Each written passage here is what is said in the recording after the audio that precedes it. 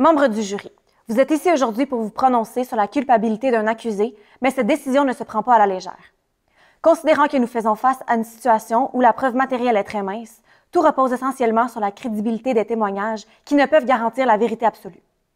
En vertu de l'article 11 de la Charte canadienne des droits et libertés, l'accusé est présumé innocent tant que la poursuite n'a pas établi la preuve de sa culpabilité hors de tout doute raisonnable. À l'égard de l'arrêt Reine contre WD, comment prouver la culpabilité de l'accusé hors de tout doute raisonnable si la certitude est impossible? D'abord, c'est au juge d'expliquer au jury la notion de doute raisonnable. Le doute raisonnable repose sur la logique et le bon sens.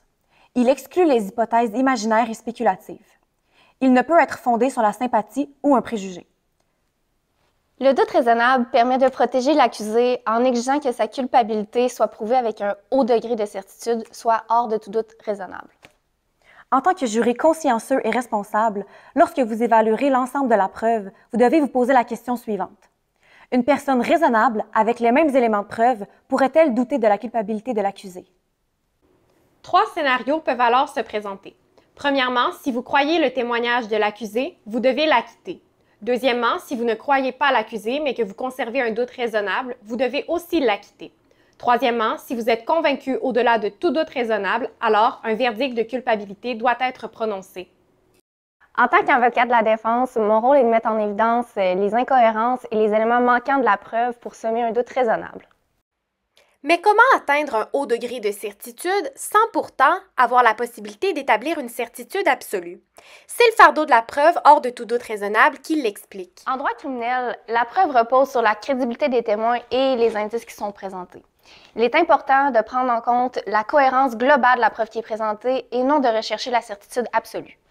La preuve hors de tout doute raisonnable ne demande donc pas que chaque détail soit prouvé de façon incontestable, mais que l'ensemble de la preuve soit suffisamment solide pour convaincre une personne raisonnable de la culpabilité.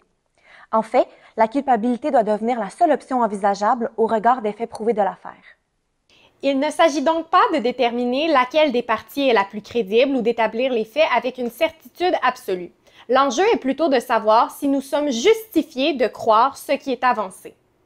En conclusion, l'arrêt Reine contre WD démontre que la justice peut atteindre un verdict juste et équitable en l'absence de certitude absolue, en s'appuyant sur un doute raisonnable. Ce cadre garantit que la condamnation repose sur des preuves substantielles et non sur des spéculations.